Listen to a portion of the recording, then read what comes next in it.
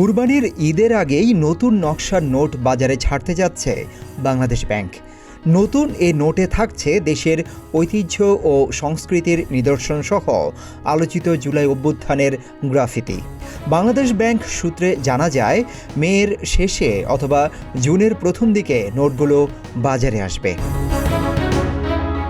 গত বছরের 5 আগস্টের রাজনৈতিক ঘটনাবলীর পর থেকেই নতুন নোট নিয়ে আলোচনা শুরু হয়। তবে দীর্ঘ 9 মাস পরেও বাজারে আসেনি নতুন নকশার নোট। জানা গেছে, ঈদুল ফিতরের সময় বঙ্গবন্ধুর ছবি থাকায় ওই নোট বাজারে ছাড়া হয়নি।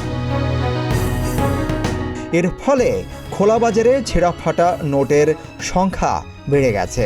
অনেকেই গুলিস্তান ও মতিঝিল এলাকায় বাড়তি মূল্যে পুরনো নোট পরিবর্তন করতে গিয়ে আর্থিক ক্ষতির শিকার হচ্ছেন।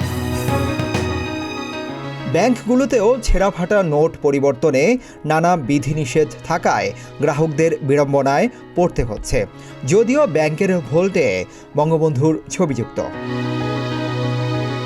বাংলাদেশ ব্যাংকের মুখপাত্র আরিফ হোসেন খান জানান, সাধারণত নতুন নোট ছাপাতে 1 থেকে 1.5 বছর সময় লাগে। তবে এবারের ঈদে গ্রাহকদের চাহিদা বিবেচনায় কিছু নতুন নোট বাজারে ছাড়া হবে। আরও জানা যায়, 9 ধরনের নতুন নোট ছাপানো হয়েছে, তবে সবগুলো এখনই বাজারে আসবে না। বাংলাদেশ ব্যাংকের তথ্য অনুযায়ী প্রতি বছর প্রায় 150 কোটি পিস নতুন টাকার চাহিদা থাকলেও দেশের টাকশালে ছাপা সম্ভব হয় মাত্র 120 কোটি পিস। সিদ্দিকুর রহমান রোমন, প্রতিদিনের বাংলাদেশ।